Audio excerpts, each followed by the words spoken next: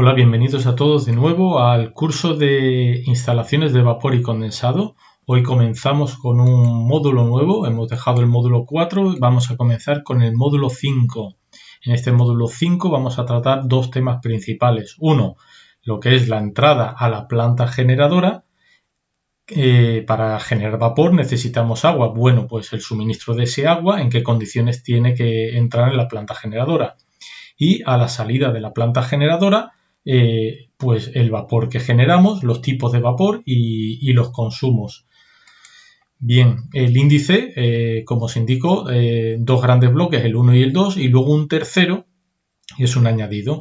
El bloque 1 vamos a hablar del agua de aporte a la planta de cogeneración, en el punto 2 los consumos de vapor y en el punto 3 los HAZOP. HAZOP es una metodología empleada pues para ver, para mejorar el proyecto. Está en la fase de, o sea, entre la fase de diseño y la fase de construcción, pues se utiliza esta metodología pues para ver los posibles fallos que pueda tener el proyecto y así poder subsanarlos. Bien, comenzamos con el punto 1. El punto 1 que habla acerca del agua de aporte a la planta de cogeneración. Los tipos de agua o calidades de agua distintas que podemos tener en nuestra planta, pues son los indicados ahí. Agua de planta que se utiliza para el sistema de agua de circulación, bien para el aporte a las torres de refrigeración o bien para compensar purgas o para evaporación y arrastre que se producen en las mismas purgas, ¿no? Pues ese es el agua del sistema de agua de circulación. El agua de servicios que se emplea para el abastecimiento de las distintas estaciones de servicio que hay repartidas a lo largo de tanto esta planta como el resto de plantas de una instalación química, de una petroquímica, de una refinería en este caso. Entonces, las estaciones de servicio son estaciones como las que veis ahí en la fotografía y en el esquema. Son estaciones que hay cada pilar, o sea, hay varias repartidas a lo largo de toda la instalación y sirve pues para los operadores tener distintos servicios en planta que le pueden hacer falta. En todas ellas están configuradas de la misma forma, lo podéis ver, y te aportan pues agua, vapor, aire de planta y nitrógeno. El nitrógeno generalmente es una tubería, llevan codificación de colores. El nitrógeno va en amarillo, en este caso, el agua de planta va en azul, el aire de planta, perdón, y el agua va en verde. La configuración es la que vemos ahí en el esquema. Hay unos colectores que pasan por el rack superior y en los cuales producimos unos pinchazos y en los pinchazos pues sacamos tubería para dar servicio en estas estaciones de servicio.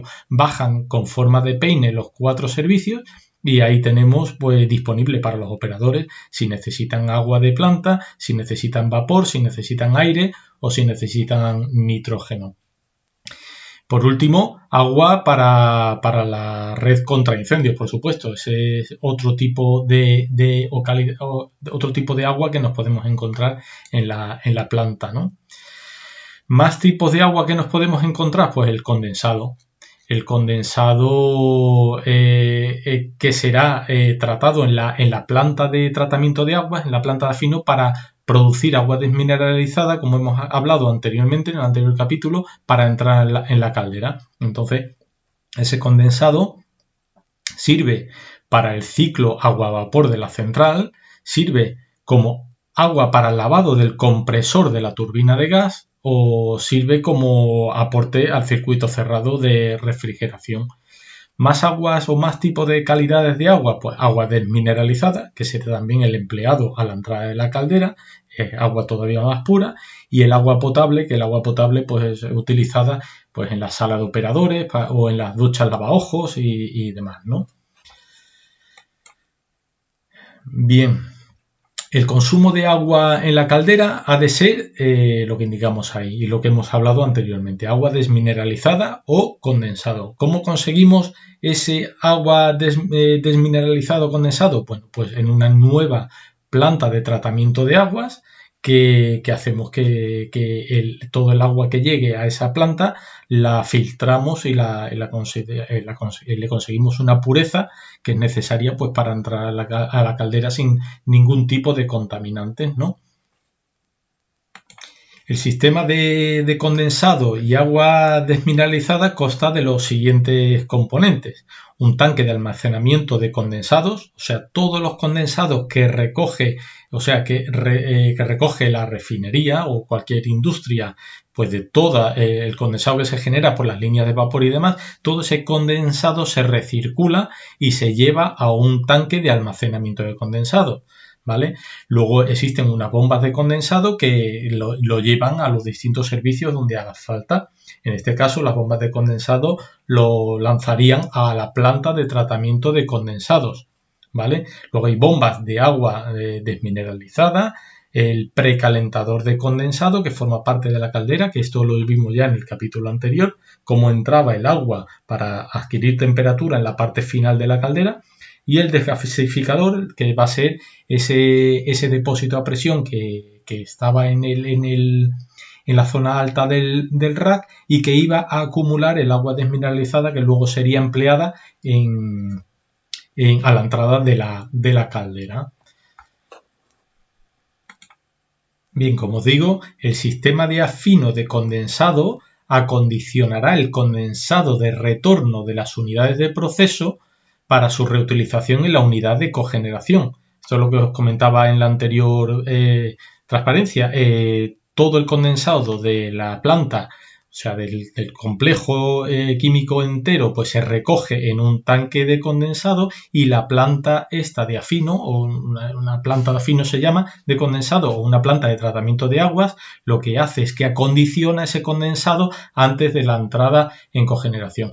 ¿Y qué es lo que tiene esta planta, este sistema de afino, esta planta de tratamiento de aguas? Pues tiene dos equipos principales, que son unos filtros de carbón activo y unos filtros de lechos mixtos. Los filtros de carbón activo eliminan los restos de hidrocarburos disueltos si existen, ¿vale? Lo que elimina son sólidos, y los lechos mixtos eliminan iones garantizando los requerimientos de conductividad exigidos. Entonces el agua sigue ese proceso en la planta de tratamiento de agua. He bombeado desde el tanque de condensado a estos filtros de carbón activo donde habrá un primer filtrado, una primera limpieza de ese agua, y luego será llevado a los lechos mixtos donde ya el filtrado es total, donde ya consigues el agua desmineralizada en las especificaciones necesarias para su consumo.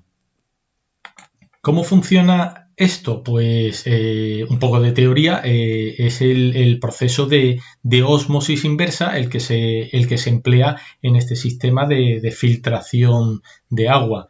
¿Cómo vamos a repasar un poquito esto con esta presentación, con estos dibujos? Y os explicamos un poquito a modo de repaso qué era el proceso de ósmosis inversa, ¿no?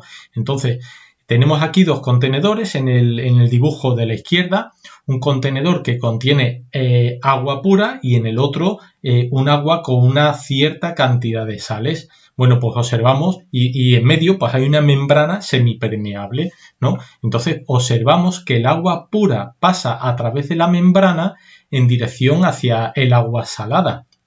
Entonces, este proceso se detendrá en un momento en el que exista un equilibrio, ¿no?, entre los dos lados. Ese equilibrio evaluado o medible como diferencia de altura se corresponde con la presión hidrostática, que es la presión osmótica de la solución salina. Bueno, pues este fenómeno es lo que se conoce como ósmosis directa, ¿no? Esa es la ósmosis directa. La inversa, ¿cómo funcionaría? Bueno, pues con el dibujito derecho. Si nosotros aplicamos una presión a la columna de agua salada de forma que pueda vencer la presión osmótica, observamos un flujo de agua que va desde el lado del agua salina al lado del agua pura. Va entrando en el agua pura a través de la misma membrana permeable. Entra el agua pura, pero no entran las sales se quedan retenidas. Bueno, pues así podemos extraer agua de alta calidad de una solución de agua salada, ¿no? Pues este es el proceso de ósmosis inversa. Así funcionan al final con todos los aparatos a presión que tenemos dentro de la planta de tratamiento de aguas. Bajo este principio es por el que se consigue el filtrado del agua y el conseguir de agua, o bien de condensado o de agua, conseguimos el agua desmineralizada en las especificaciones necesarias pues, para el consumo en una caldera. Bien. Bueno, como os comento, la descripción de la planta de tratamiento de aguas tiene como tres fases, tres partes. Una primera, un floculador o decantador, donde se hace decantar todos los sólidos que pueda tener ese agua. Luego pasa por una serie de filtros de arena. Como dijimos al principio del capítulo, estos filtros recogen los posibles restos de hidrocarburos o de partículas que pudiesen tener, y luego, por último, se hace una purificación mucho mayor de agua en los lechos mixtos. En este esquema podemos ver el recorrido que hace ese agua. Lo vamos a ver así un poco rápido, pero para que veáis un poco el proceso, ¿no? Tiene una primera fase de pretratamiento donde entra el agua bruta con el agua bruta y entra a un floculador decantador que retiene los lodos y las materias orgánicas. Entonces ahora mismo sale de ahí del floculador decantador agua con iones y cloro y se almacena en una balsa de agua clarificada. De esa balsa de agua clarificada tomamos el agua y lo bombeamos hacia los filtros de arena. Y en esos filtros de arena pues conseguimos eliminar pues todas las partículas que tiene el agua, como hablábamos, ¿no? Y entra luego a las cadenas de agua desmineralizada, ¿vale? La desmineralización, pues una vez que hemos eliminado todas las partículas sólidas del agua, el agua lo que tiene son iones contaminantes positivos y negativos. Entonces, en la segunda fase de este filtrado, que son los lechos mixtos, pues tiene distintos depósitos, tiene que ir pasando por distintos depósitos para eliminar esos iones. En este caso, en el primer paso, los iones positivos, luego en el segundo los iones negativos y por último el resto de iones en un tercer depósito, quedando el agua pues prácticamente desmineralizada. Y luego tiene una parte de regeneración o recirculación en los mismos lechos. Los lechos tienen distintos dentro del mismo depósito, distintos departamentos, distintas secciones, ¿sí? Y ahí pues conseguimos purificar más todavía el agua, ¿no? Eliminarle todos los iones positivos, negativos y dejando agua pues desmineralizada completamente. Bien, el sistema de condensado.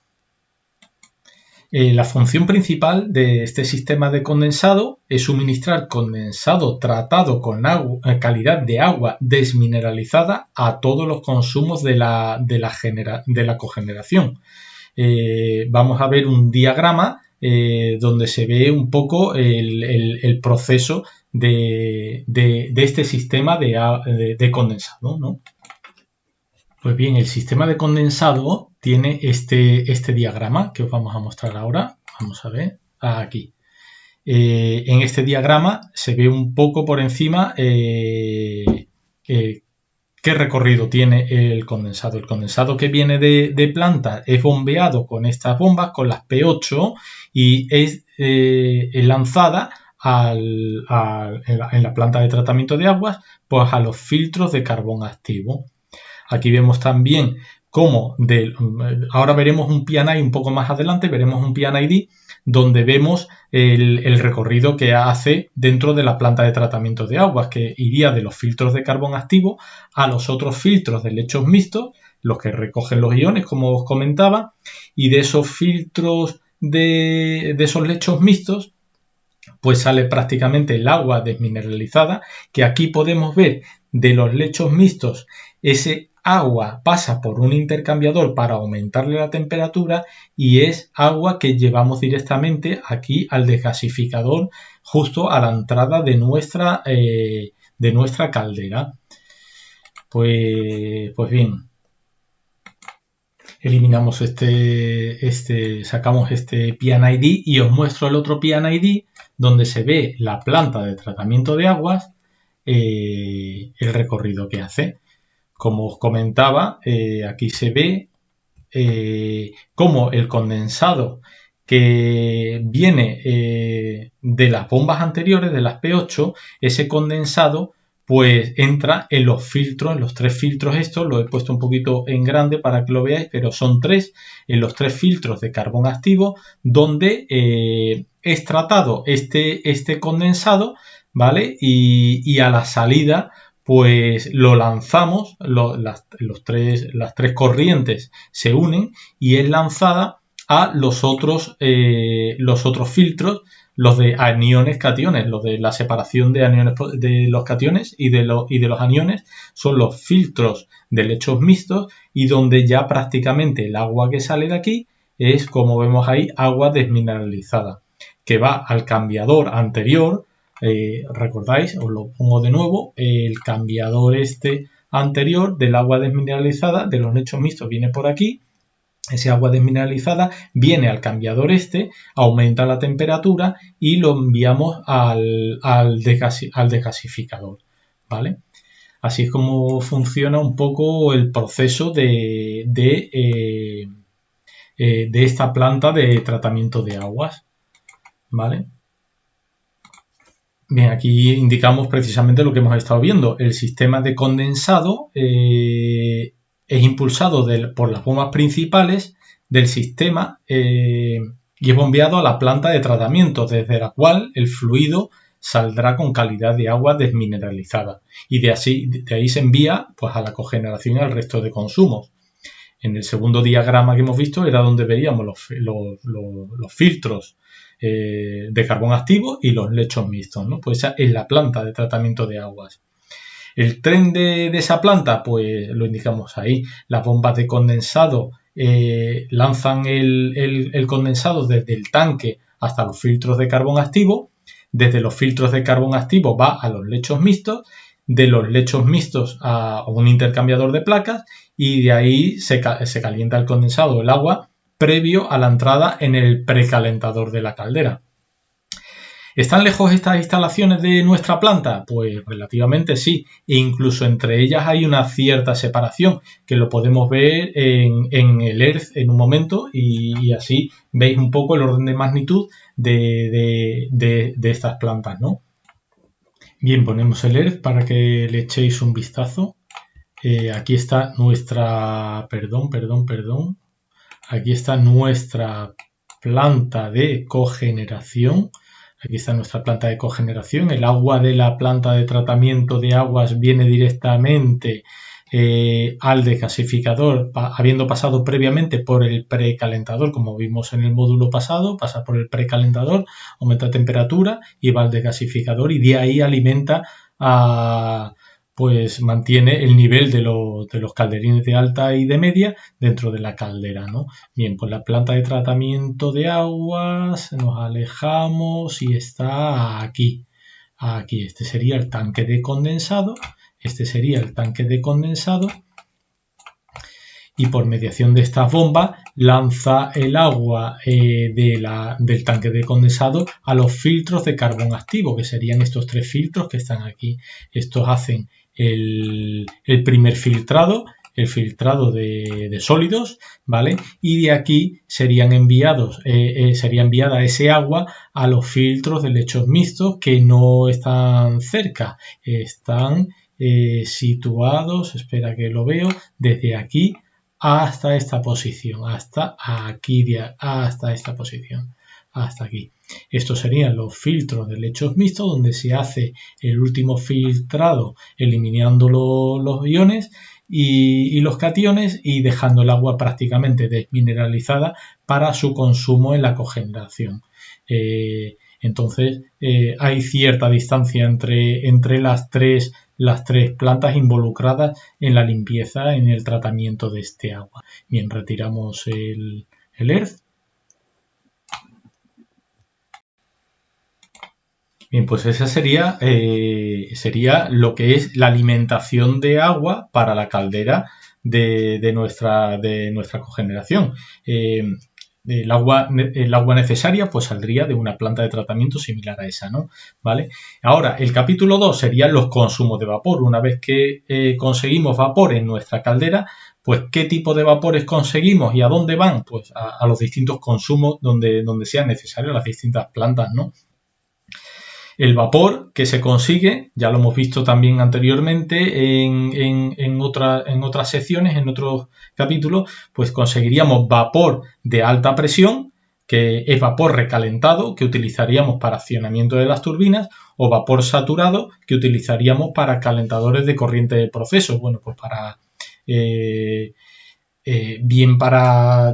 ayudar en el catalizador de torres de destilación, etcétera, ¿no? Conseguimos vapor de media presión, que sirve también para accionamiento de turbinas, pero de mototurbinas, las bombas accionadas con turbinas, ¿no? Para tubería de acompañamiento, lo que es el traceado, y calentadores de corriente de proceso, atomización, eyectores, etcétera. Para eso se utiliza el vapor de media. Y el vapor de baja, que es el vapor ya de peores características térmicas, ¿no? Pero, el que más baja presión y temperatura tiene, ¿no? Pues también es utilizado en los procesos pues para accionamiento de turbinas, para acompañamiento en los traceados, calentadores de corriente de proceso, de gasificación de agua, condensado y para antorcha, ¿no? Ahí tenemos una tablita donde vemos en las distintas condiciones en las que sale el vapor que generamos. Pues sale vapor de alta a 42 kilos de presión y 400 grados de temperatura, vapor de media a 18 kilos de presión y unos 238 grados de temperatura, y el vapor de baja a 3,5 kilos y a 150 grados. Bien, ejemplos de consumidores de vapor. Pues el vapor se lanza a las distintas plantas pues para, ya os digo, torres de destilación para ayudar en los procesos donde exista catalizador, en los intercambiadores de calor donde necesitemos aumentar la temperatura del producto, pues lo hacemos también con vapor, incluso en calderas. En este caso vamos a enseñaros planos de una caldera que es utilizada en una planta de energía donde el agua de aporte de esa caldera es vapor de media y conseguimos en esa planta obtener con ese vapor de media vapor de alta pues para generadores, para recuperadores de calor del proceso, etcétera. Vamos a ver entonces dos ejemplos de consumidores de vapor. Una caldera que produce vapor de alta para su planta, y un reboiler que también es un intercambiador de calor donde aprovechas el vapor generado pues para aumentar la temperatura del hidrocarburo o del producto que necesitamos aumentar la temperatura. Bien, vamos a enseñaros planos de estos elementos, ¿no? Vamos a ver, planos de la caldera V5. Pues aquí los tenemos. Los vemos, vamos a ver así a grosso modo, ¿no? Un poco rápido, pero para que os hagáis una idea, ¿vale? Esta es la caldera, ¿vale? Esto sería la caldera en planta y esta sería distintas vistas de esa caldera. La vamos a ver mejor en el siguiente plano. Hostia, es que está al revés, perdón. Está al revés. Ahora lo vemos. Sí, señor. Esta es la caldera. Una caldera acuotubular, como las que vimos en el módulo 1, donde la alimentación de esta caldera sería vapor de media y conseguiríamos pues con acción de llama. En este caso esta caldera sí tiene quemadores que aumentan la temperatura de ese vapor para obtener vapor de alta, y con ese vapor de alta pues utilizarlo en el proceso de la planta donde estemos, ¿no? Pues esta sería una caldera acuotubular del tipo de las que pudimos ver en el módulo 1. La caldera esta tiene un calderín de agua de alimentación, que en este caso pues es vapor de baja a 150 grados, y un calderín de vapor ya generado. Y todos estos pues son los tubos perimetrales que hacen el casing, que hacen el hogar, y son por donde ese vapor va circulando, aumentando la temperatura pues con la llama que le aportamos, ¿no? Vamos a ver más planos de esta caldera. Pues aquí podéis ver los tubos, que los tubos van todos unidos con membranas y de forma que hagan un elemento estanco todo el hogar, ¿vale? Y van unidos, pues van uniendo lo que es el calderín de agua con el calderín de vapor, ¿vale? Estos son los planos que se utilizarían pues para la fabricación de esta caldera. Bien, aquí tenéis más planos, son planos de detalles. Aquí tenéis otra vista, la vista de los dos calderines en sección y con todos los tubos que comunican unos con otros. Son muy delicados lo que son las uniones entre los distintos tubos por donde va a circular el agua y los calderines. Esas uniones son súper delicadas porque son las que más posibilidades de fallo puedan dar y de fuga, ¿no? Estas son toda la configuración de todos los tubos y las curvas que hay que dar a esos tubos pues para dar forma a la envolvente de esta caldera. La envolvente no es más que todos los tubos, ya os digo, unidos entre ellos pues por membranas, ¿no? Luego esta caldera, para evitar pérdidas de calor, está calorifugada, tiene manta aislante y chapa de forma que las pérdidas de calor se minimicen, ¿no? Más detalles en este caso de los calderines y de la posición de los taladros donde van a ir todos los tubos, van a ir soldados, ¿no? Bien, aquí se ve las crucecitas son el aislamiento térmico que tiene la caldera pues para evitar las pérdidas de calor. Este sería la entrada del mechero por donde se conectaría el mechero, que es el que va a aportar el calor, ¿vale? Aquí lo tenemos. Bien, y este sería el detalle de ese quemador, de ese mechero, ¿no? Le metes combustible, le metes aire, combustiona, genera llama y produce dentro del hogar pues ese gradiente de temperatura necesario para convertir el vapor de baja de alimentación, lo que es el agua de aporte, a vapor de alta.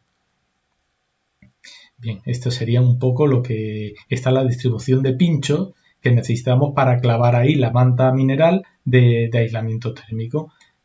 Son planos, ya os digo, de detalle con los que se fabricaría esta caldera, ¿vale? Bien, vamos a ver ahora otro ejemplo de otro consumidor de vapor, como puede ser un intercambiador de calor, un reboiler, en este caso el reboiler este, que os indicamos aquí, ¿vale? Que es otro consumidor de vapor. Esto es un intercambiador de calor de dos etapas, donde por la zona tubos va el vapor que va a calentar el producto y por la zona carcasa, en este caso, va el producto. El producto entra por la tubuladura esta inferior, por la S1, ¿vale? Hace el recorrido por carcasa y sale por S2 y S3. Y el vapor entra por T1, va por zona tubos y ese vapor al perder capacidad calorífica se convierte en condensado y ese condensado es recogido pues por esta tubuladura T2 y por su tubería que la canaliza. Bien, estos son el plano de este cambiador. Estos planos son constructivos, son planos que sirven también para la construcción de este equipo, ¿vale? Donde podéis ver pues aquí detalles de lo que es la carcasa, las uniones de los CAP con las bridas, con el cuerpo, ¿vale? Donde se ve el haz tubular, con sus dos etapas, ¿vale? Este es detalles del haz tubular con los tubos SNU pasando por las dos etapas. Estos son todos los taladritos que habría que hacer a la placa tubular, pues para soldar todos esos tubos, ¿vale? Y el vapor iría por dentro de esos tubos. Por la zona de fuera, por la zona de carcasa, iría el producto, que iría pues entrometiéndose por la zona exterior de los tubos hasta salir por las tubuladuras superiores, ¿vale? Y estos son los baffles intermedios, separadores y soportes de esos tubos.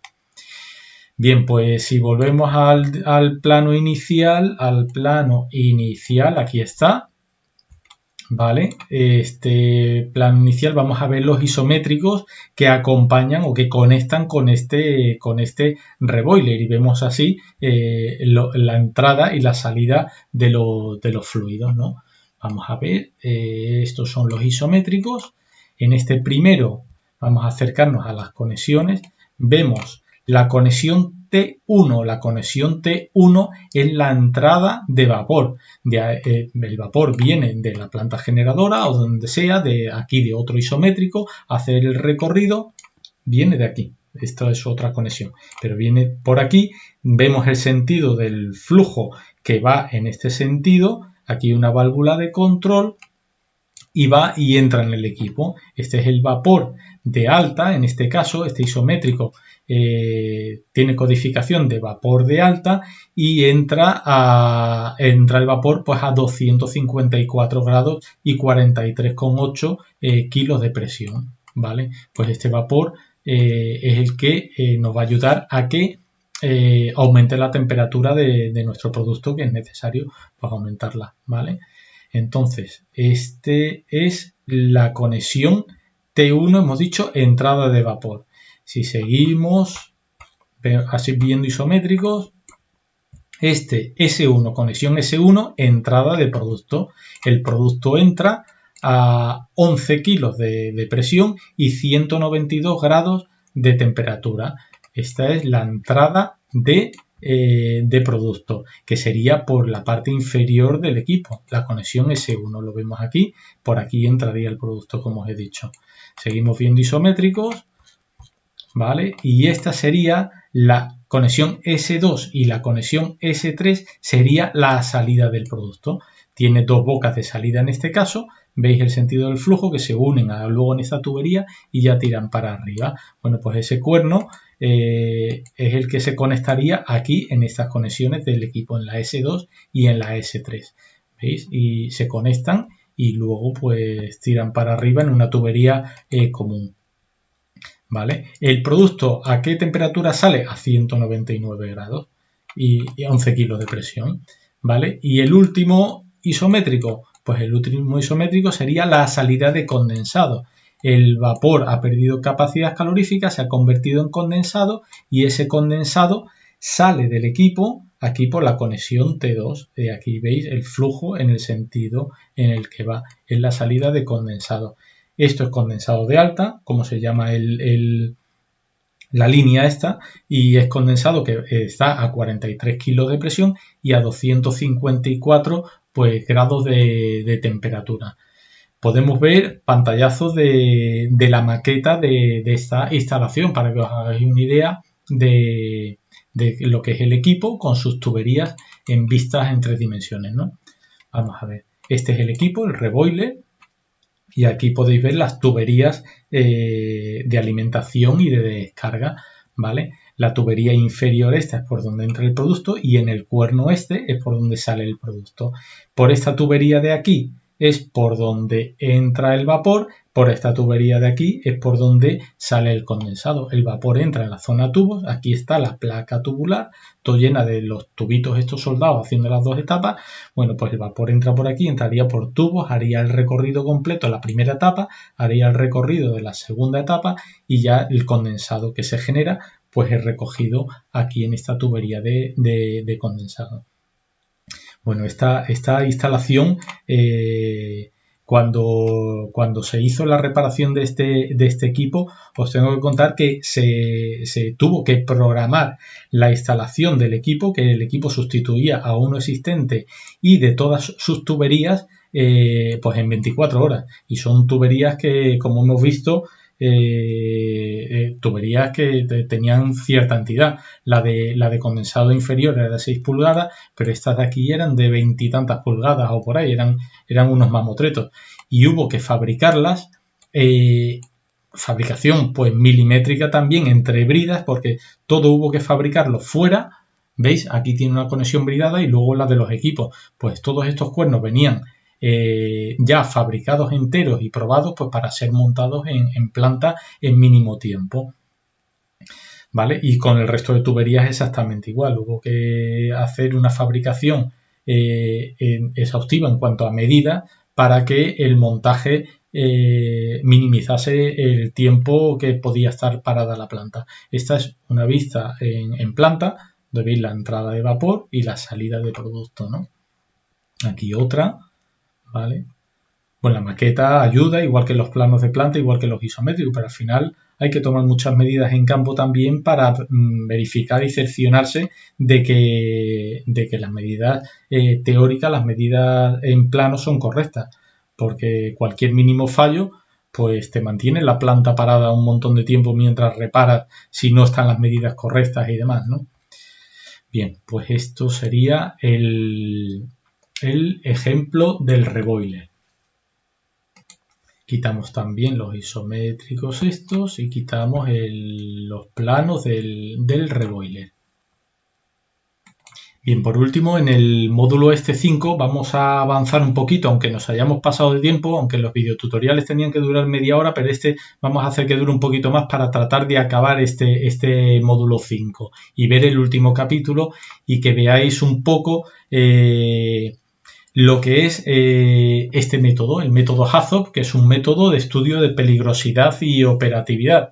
Es un método que se utiliza pues en la fase de proyecto y durante la fase de construcción para analizar posibles fallos que tenga la instalación, o bien de diseño o bien de construcción, y de forma que podamos facilitar el empleo correcto de la planta.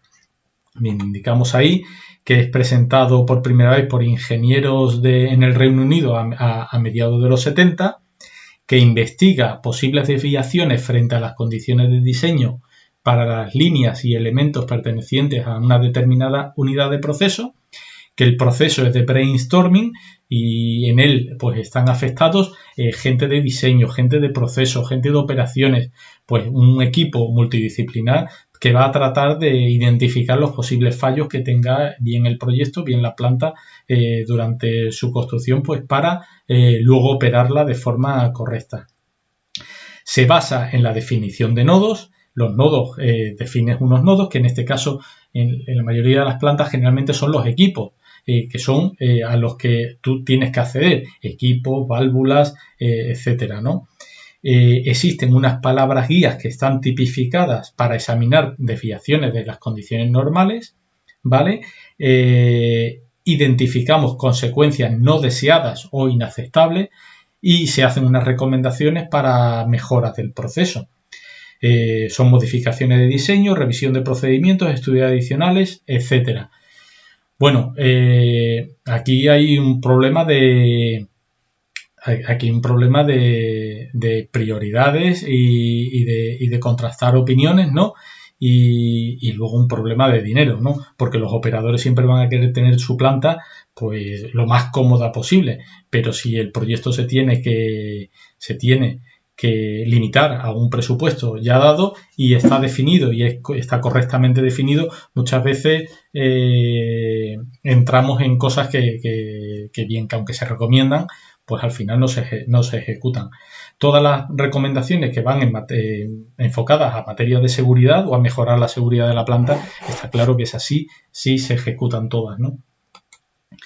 Bien, los términos usados en esta metodología pues son nodos, que son puntos específicos del proceso, como digo, generalmente son los equipos, intención, descripción de cómo se espera que se comporte el proceso en un determinado nodo, desviación, forma en que las condiciones del proceso se alejan de su intención, parámetro, pues parámetros relevantes, presión, temperatura, composición del fluido, etcétera. Palabras guías que estas están tipificadas, ¿no? Esta es no, más alta, más bajo, diferente, parte de, inverso, demasiado pronto, demasiado tarde, en lugar de. Son palabras que nos ayudan pues, a identificar los problemas que pueda tener el proyecto, ¿no? La causa es la razón por la que se podría ocurrir la desviación y las consecuencias, los resultados de la desviación. Términos usados también en esta metodología: salvaguardia, que son los instrumentos o protecciones del sistema que pueden ayudar a reducir la frecuencia de ocurrencia de la desviación o mitigar sus consecuencias. Pues salvaguardia son pues todos los transmisores de instrumentación que se puedan colocar, transmisores de presión, transmisores de temperatura, válvulas de seguridad, válvulas de control, pues todos los elementos que puedan ayudar a controlar la planta, ¿no? Recomendación, pues la recomendación que se hace, ¿no? Y comentarios, cualquier aclaración que se puede hacer durante esas sesiones HAZOP, ¿no? En el proyecto tipo que hemos tomado nosotros como ejemplo, que era el montaje de la cogeneración, ¿cuáles son los nodos? Pues los nodos que se definieron fueron la estación de regulación y medida de gas natural, que era la RM, aquella donde llegaba el contador de gas natural, donde llegaba el gas natural que iba a alimentar la turbina de gas. Los filtros coalescedores de gas natural, que son los filtros por donde pasa el gas natural para filtrar todas las impurezas que pueda llevar previo a su entrada en la turbina de gas, ¿vale? Luego los calderines de generación de vapor, el de alta y de media, que eran los dos cacharrejos esos que estaban en lo alto de la turbina. Bueno, vamos a coger el ERZ y os voy indicando sobre el mismo ERZ dónde estaban situados los equipos, y así lo podéis visionar mejor. Bien, aquí tenemos la planta de cogeneración de nuevo. Y repasamos todos los nodos que se definieron para estas sesiones de brainstorming y ver la metodología HAZOP, ¿no? El nodo 1, como os decía, era la estación de regulación y medida. La estación de regulación y medida estaba aquí. Este era el contador de gas natural. La línea de gas natural era la línea esta amarilla que se ve por aquí, que venía enterrada, luego venía aérea desde el TAIN aquel que mostramos al inicio del módulo 4. Bueno, el nodo 2, los filtros coalescedores de gas natural. Pues este gas natural, una vez que pasa por el contador, sube por el rack, baja, al final llega a unos filtros coalescedores que estaban aquí situados antes de la turbina de gas. El gas natural pasaba por estos filtros, se filtraba y luego entraba directamente a la turbina de gas. Los calderines, el nodo 3 podría ser el calderín de generación de vapor de alta, y el nodo 4 el calderín de baja. Bueno, pues los calderines eran los que estaban encima de la caldera de la cogeneración. El nodo 5, el botellón de purga continua de alta. El nodo 6, el botellón de purga continua de media. Y el nodo 7, el botellín de purga discontinua. Bueno, pues esos botellones también los vimos en fotos. En el módulo 4 estaban situados aquí debajo de la caldera. Esos tres botellones pues eran tres nodos también a los que se le aplicaba esta metodología en las entradas-salidas, ¿no? El nodo 8, el desgasificador. El desgasificador, ya lo hemos visto, el equipo que almacenaba el agua de aporte a la caldera. El nodo 9, la caldera en sí, pues la caldera que ya la hemos visto también en el módulo anterior. El nodo 10, el sistema de vapor de la turbina de vapor. Bueno, pues la turbina de vapor estaba en esta casa, en este habitáculo que estaba aislado acústicamente. Bueno, pues aquí dentro se encontraba la turbina de vapor, ¿vale? Pues ese era el nodo 10. El nodo 11, las torres de refrigeración de la instalación, que eran estas de aquí, las torres de refrigeración y todas sus tuberías de agua. El nodo 12, el circuito cerrado de agua de refrigeración. Bueno, pues el circuito cerrado, todas esas tuberías verdes de agua. El nodo 13, el sistema de distribución de aire comprimido. Pues el sistema de distribución de aire comprimido eran líneas de aire comprimido que iban por el rack y iban bajando ese sistema a las estaciones de servicio que vimos al inicio de este capítulo. Y el nodo 14, el sistema de condensado. El sistema de condensado, pues todas las tuberías de condensado que venían de la planta de Afino, de la planta de tratamiento de agua, y toda la recogida de condensado tras las líneas de vapor, tras generarse tras las líneas de vapor, y su lanzamiento de nuevo a la planta de tratamiento de agua. Bueno, pues esos son los nodos que se definieron para nuestro proyecto ejemplo, para aplicarle esta metodología HAZOP. Sobre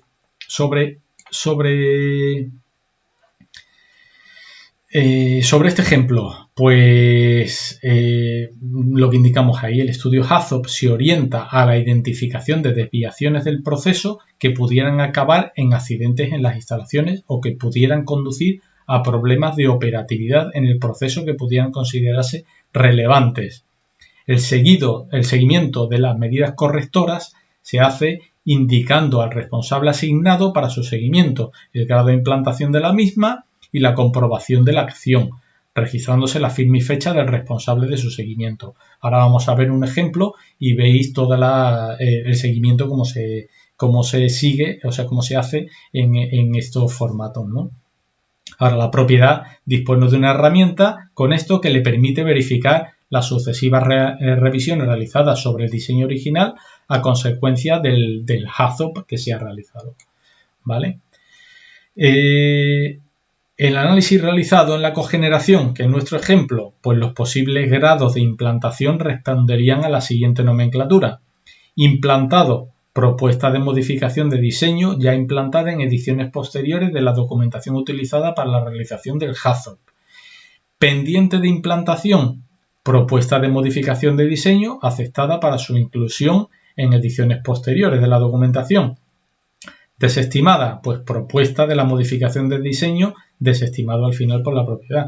Se hacen recomendaciones, pero no todas se llevan a cabo, lo que os decía, ¿no? Procedimiento, recomendación consistente en un procedimiento operativo específico aceptado. Pendiente de verificación, pues pendiente de comprobación, ¿no? Y verificado, pues comprobación realizada. Y ahora, si cogemos de todos los nodos anteriores que hemos definido en la planta de cogeneración, donde se hace un estudio detallado, vamos a coger el nodo 9, que el nodo 9 es el relacionado con la caldera de recuperación, con nuestra caldera, con la zona del lado gas. Y vamos a ver el ejemplo de cómo aplica este método HAZOP sobre la caldera de recuperación. Bueno, pues se generarían tablas como esta. Se generarían tablas donde inicialmente indicaríamos la desviación posible, que es el no flujo, y el no flujo, ¿qué causas son las que producen el no flujo? Pues una parada en la turbina de gas, un cierre inadvertido del diverter o un cierre inadvertido de la guillotina. Consecuencias que se pueden dar al producirse cualquiera de esas causas: ausencia de humos en la caldera, pérdida de producción eléctrica, ausencia de humos, de envío de humos hacia los bancos de tubos y desvío de toda la descarga de la turbina de gas, bueno, y otras consecuencias. ¿Qué salvaguardias tiene esto? Pues un montón de transmisores de temperatura que son las que nos identifican que aquello no está funcionando bien, ¿vale? Recomendaciones, pues en este caso no se consideran necesarias medidas adicionales desde el punto de vista de seguridad de la operatividad, ¿no? ¿Por qué? Bueno, porque una parada de la turbina de gas está perfectamente identificada. Si se para porque no pasan humos o porque se ha cerrado el diverter o porque se ha producido una parada de planta de urgencia o de urgencia, pues al final se para y se trata de identificar los problemas y se pone en marcha. Pero como consecuencia del no flujo, pues no hay recomendaciones a realizar, ¿no? Desviaciones de más flujo, de menos flujo, y seguimos viendo otras, ¿no? Temperatura más alta, temperatura más baja, sobre todas ellas pues se van identificando las causas, las consecuencias, pues las salvaguardias que tiene y si son necesarias salvaguardias adicionales, ¿no? y que eso entraría dentro del campo de las recomendaciones. Bueno, temperatura más baja, presión más alta, presión más baja, pues aquí por ejemplo sí hay recomendaciones, ¿no? Presión más baja, ¿a causa de qué puede ser debido? Pues que se han parado las soplantes de aire del sellado del diverte. ¿Qué consecuencias? Pues problemas de sellado en el diverte con fuga de gases a través de los mismos, ¿vale? Salvaguardia, pues aquí hay un enclavamiento, ¿no? Y las recomendaciones, pues aquí te indica distintas. Verificar la existencia de indicación de estado de las soplantes de aire. Confirmar la existencia de indicación de estado en las soplantes. Se incluirá nueva revisión de P&ID. Ahí estamos viendo una modificación de diseño, ¿no? Verificar que las válvulas de sellado de aire disponen de señales de final de carrera en la sala de control. Bueno, pues aquí para la instrumentación igual, una serie de recomendaciones, ¿vale?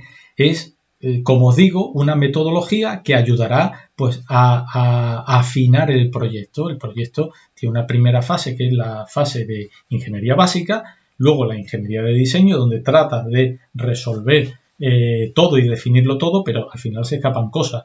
Y entonces, pues con estas sesiones de brainstorming, con todas las partes involucradas, tratamos de identificar posibles problemas y tratar de poner recomendaciones, ¿no?